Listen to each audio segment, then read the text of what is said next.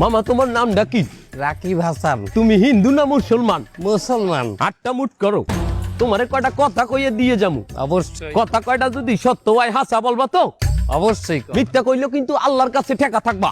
না মিথ্যা বলবো না। তুমি যেই দল সাপোর্ট করো সেই দল 36 বছর পরে ওয়ার্ল্ড কাপ পাইছে, কথা ঠিক না বে ঠিক? ঠিক। রাগ করলা? না রাগ করি না। তুমি যেই দল সাপোর্ট করো সেই দলে যেই সেরা প্লেয়ার হয় সেই হাত দিয়ে একটা গোল দেয়, কথা ঠিক কিনা? ঠিক।